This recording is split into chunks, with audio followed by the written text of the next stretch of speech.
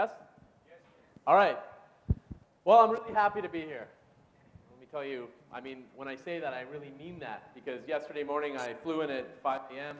from Seattle, and the taxi cab took me to the hotel, and we crossed a railway crossing, which I don't know if any of you have seen, but it's different here when you see 4 lanes of traffic going both ways, all converging into 1 lane, and you almost die.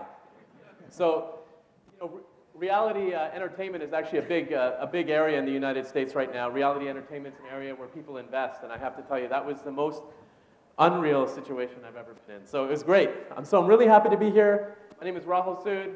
I'm the general manager and partner of Microsoft Ventures. Today, I'm going to spend a little bit of time talking to you about my history as an entrepreneur, some of the experiences that I've had, and then how that played into Microsoft. This isn't going to be a big advertisement for Microsoft. Just wanted to let you know in case you're going to be disappointed ahead of time. So I'm clicking. All right. So many years ago, when I was in high school, I started a company called Voodoo. It was a high-end personal computer manufacturer, and we created some of the most beautiful high-end personal computers, sort of like the desktop Ferraris, you could say. And we created a brand that had a following, and that following allowed us to create really, really cool, really innovative products because we had manufacturers from all over the world and partners from all over the world vying for our attention because we kept winning awards. So people like Intel and AMD and all these companies came to us and were helping us grow our business. It was a really interesting time.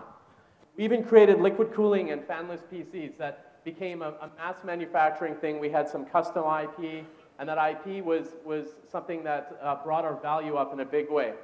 But the one thing that made our value huge was the brand. The brand is something that I'm very passionate about. I believe that brand starts with your product. It's more than just a logo that you stick on a box. Brand is the soul in which you base and you build your company on. Brand comes from the products that you build, the following that you create in your customers, and the evangelism that you create with your customers, and that becomes the foundation of your brand. That becomes the soul of your brand. And Voodoo had an amazing brand, and it became a brand that attracted the attentions of big companies like Dell. In 2005, we were approached, or I was approached by Michael Dell. He called me at home. And I did what anyone would do when he called and said, "Hi, this is Michael Dell. I'd like to speak to Rahul Sood." And I said, "Sure," and I hung up the phone, thinking it wasn't him. But it turns out that it was him, because he emailed me right afterwards and said, "No, really, it's me. I want to talk to you about your company." And we spent about a month together, working together, sort of understanding what he wanted. And the bottom line is I didn't see alignment with the company. They bought our next biggest competitor, Alienware, for about $400 million. And then about a month later, Hewlett-Packard called us, and we decided to do a deal with HP. One of the things we do as entrepreneurs is we think about our motivations. Why is it that you're an entrepreneur, and why is it that you're creating what you're creating? When I started Voodoo, my motivations were purely selfish. They were for all the wrong reasons. But over time, I learned that being an entrepreneur and building something is more than just chasing money. It's about building something that makes a difference in people's lives. And so when I come to India, I'm thinking, when I talk to entrepreneurs here, what is your motivation? What is it that you're trying to do? Because the talent in India is unbelievable. We have an incredible amount of talent here. But there's a reason that we're not creating these billion-dollar exits in, like the Instagrams and those types of things that are happening in the US. And it's about the maturity of the ecosystem. But there's a number of other things that are causing this that we can talk about in our panel sessions and whatnot. But your motivation means a lot. Why is it that you're an entrepreneur? After selling Voodoo, I started a company called Bright Squid with a friend of mine who's a radiologist. My dad died in the year 2000. He died of cancer. In November, we found out he had a brain tumor. By January, he was dead. It was unbelievable. Not having access to the medical community at the time, I was very young, and just being able to collaborate and share interesting ideas or share ideas with other people around the world, it was just not available. And so my friend is a radiologist. We started a company that allows medical professionals and radiologists to share interesting cases and annotations over silos and over borders. He now runs the hospital the Cedar Hospital in Qatar. He's building that out. And Bright Squid has become a big platform. Bright Squid Medical and Bright Squid Dental is something that we continue to build. The motivation for that was something that meant a lot to me. In 2009, I started a company called Bulls on Wall Street. And again, the motivation was the market crashed. And retail investors were getting killed everywhere. So this was a company that allowed retail investors to share and to trade together. And that company has been profitable since the beginning. But I had a lot of failures along the way. And I can tell you that most of the failures happened because I didn't surround myself with the right people, I didn't build the right teams, and I wasn't thinking, really about solving a big problem. And so, these are things that you need to think about when you're building a company. After I sold to Hewlett-Packard, I spent I don't know, let's say a year working there physically. And then I spent about 2 years, actually, my body was in the company, but my brain was long gone. And basically, I spent 2 years doing nothing, trying to figure out what it is that I wanted to do next, because I wasn't inspired anymore. We brought in a new CEO, and I left about 5 days after he joined, and I decided I wanted to go do another startup. But instead, I joined Microsoft. And I joined Microsoft, well, I've been a partner of Microsoft for a very long time. Microsoft's a very big company. I joined Microsoft because, there's a number of reasons, personal motivations that made me want to join. The biggest reason was we have a living founder who's dedicated his life to the world. And I thought, look, as an entrepreneur, I spent 18 years doing it, building companies, failing, building, succeeding.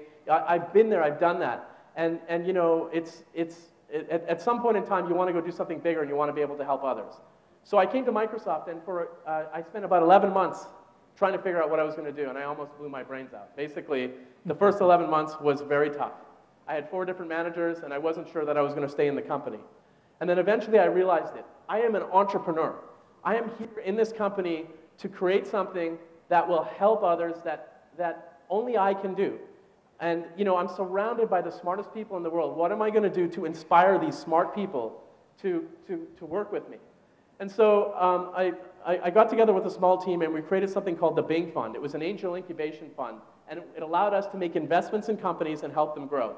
And then in the meantime, we had other teams around the world, similar to my team. We had a team in India that was run by a guy named Amarish, and Amarish has hired Mukund on his team, and Mukund started this accelerator in India, and we have an accelerator in Israel. Then we had one in China, and we had all these teams of entrepreneurs going out and trying to do something, and we even have the BizSpark program, but we weren't sort of talking to each other. And then eventually we decided we all need to come together and we need to build a program that's relevant for entrepreneurs, to help entrepreneurs build great businesses. So, I had a great question come up to me on Facebook when I asked, like, what am I going to talk about when I come to this thing? And somebody said, is Microsoft even relevant to today's entrepreneurs? And it's a very good question. Look, I have to look at things and I have to say, what is the biggest strength that Microsoft has to offer? And the biggest strength we have is our footprint in the enterprise. If you think about it, every major Fortune 500 company is either a customer of ours or a partner of ours. And so if we can help startups connect to our customers and scale, that is awesome, right? But if we can help startups, first of all, solve big problems that are scalable, that they understand, that is even better, because then we can help them create a company and help them scale the company. And so the way I think of Microsoft Ventures, I think of it as a platform for building businesses. And so we have locations around the world, in different places. But I think what we need to think about this. When we talk about solving national problems, in India specifically, right? I look at the entrepreneur ecosystem, and the first thing I notice, and I spent a lot of time here looking at different companies, I notice a lot of startups with just going for the quick exit. They're going for the quick, let me go build something, let me solve something for the US that I don't understand, and I want to have a quick exit. And this is a problem. And the reason they have the quick exit problem, there's a number of reasons, but one of the biggest reasons is angel investors are taking too much equity at the beginning, in a lot of cases, in any early stage or early or sort of not mature ecosystem. They're taking a little too much equity, and some of these entrepreneurs are left with very little equity by the time they hit Series A. Another problem is the Indian entrepreneurs are typically not doing customer development. They're not thinking about, what does the customer truly want? How do I understand the customer, and how do I build a product for that customer? So the most interesting companies to me are the ones that are solving local problems, because only you understand how to solve the local problems, right? And if you understand how to solve those local problems, then we can come in and help you scale those problems globally. I'm going to give you a quick example of a company in Brazil. This company, by the way, the difference between the Brazil ecosystem and the India ecosystem is this. In Brazil, they don't care about anywhere else in the world. They only care about Brazil. So they're focused on the problems in Brazil. And they have a market of about 300 million people. India, you got 1 billion people here, man. 1 billion freaking people, and you can solve so many great problems in education, in transport. I mean, there's, the education market is crazy here. You think about all of these students that need, like the less fortunate students that need access to education that are paying, a premium for it. It's a problem. And so there's this company in Brazil that has this chip that goes inside cows. And it allows the farmers to sort of monitor the life cycle of the cow. It allows them to monitor the life cycle of their livestock, and it's really inexpensive and it's really interesting. We're helping them build technology on the cloud so that they can monitor their livestock. It's pretty cool. And this company is making money. They're scaling. They're making money in Brazil, and now we're going to help them get connected to other places around the world. And this is the kind of thing that I want to look for in India. I want to see companies doing that. And so, did you know in the last 84 months there's been $1 billion company created every month?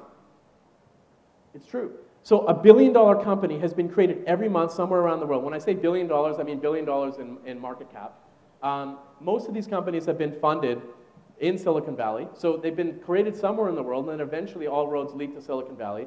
And this kind of gives you a view of the global startup ecosystem and where India is. India is near sort of, it's still on the list, but it's not. Bangalore in particular is still not high enough.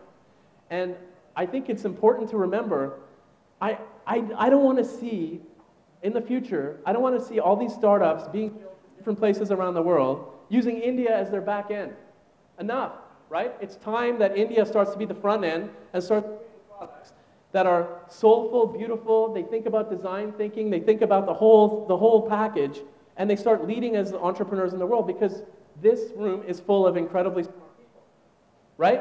You agree with that? Good. So the Indian opportunity, I look at, I look at things like, we have a competitive learning environment. There's things like transportation, there's urban informatics, there's rural informatics, mapping, local things like that are interesting. But there's so many areas that we can focus on, and we need to start thinking about. And we can get into that discussion later. So I just ask you to think about it. As India's entrepreneurs, what is the big problem that you want to solve, and how do you want to go about solving that problem? And remember, when you think about this problem, think about the problems that are around you. As entrepreneurs, that's all we do. We think about problems. When I got off the plane, all I could think about was, oh my God, wow, the bridge to nowhere finally has concrete on it. Wow, Bangalore is probably has more concrete per capita than any other city I've been in. Like, there's so much construction going on here. What the heck is going on? I've never seen so much construction in my life. All of these things are problems that need solving, right? There's the fact that I drove across the railway crossing, and everyone fights to get it. I was trying to figure out, why is it taking 10 minutes for the train to come? Why don't they let people continue to cross until the train comes? The reason why is they don't want people to die when they start forcing themselves into the intersection to cross the street. It's crazy. So, there's a lot of problems that can be solved. And this is what we need to, this is kind of what I want you to guys think about. So, final thoughts is, when you're building a company, I always like to surround myself with different types of people. I'd like to surround myself with creative people, business people, and technical people. In other words, you can't just have a bunch of engineers in the room trying to solve a problem and trying to engineer a solution. You cannot do that. Design thinking is super important. And that doesn't mean designers who make things look pretty. I'm talking about designers who think about design process thinking. And diversity is important. We need more women in the workforce here. We need more women leading companies, because they have diverse thinking, and they bring a lot more to the table when you have a well-rounded product. And so build a company that has an aspirational product, and think about your brand and what that brand means to you. Because again, a brand is more than just a logo that you put on a box. And then you want to take on big problems which have large scale. So the problems that you're thinking about solving in India, think about what that would look like if you were to take that problem and scale it around the world. And don't look for quick exits. This is really, again, a super important thing. If your motivation as an entrepreneur is to make money, you have the wrong motivation. Because if you continue to chase money, you will never get it. But if your motivation is to create something to solve a big problem, money will follow you, and it's not a problem anymore. So do not focus on the funding. So what I mean by that is, when a VC tells you that I like to invest in cloud, and then you say, okay, I'm going to go build a cloud company, wrong move. Forget about what the VC says. The VC will fund you if you're solving a big enough problem. I have 25 seconds left. Another thing that I'd like you to think about is participating in the entrepreneur community. So participating in the ecosystem. As leaders in the entrepreneur community, as people who have had multiple exits, it's great to see an event like NASCOM. It's awesome. But it's good as entrepreneurs to go out and speak and engage and participate on panels and help to mature an ecosystem. Because the Indian ecosystem needs maturing.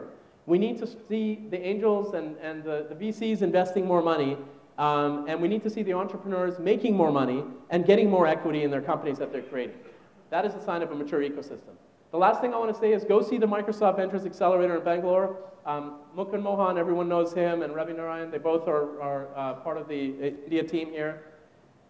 We have a couple of companies that we harpooned on this trip. So when we came out to NASCOM, we visited with a few companies. We had a little bit of a startup event yesterday. These two companies are two companies that we're bringing on, BookPad and Proxify. We're going to bring on into our accelerator, so we're just announcing that now. That's great.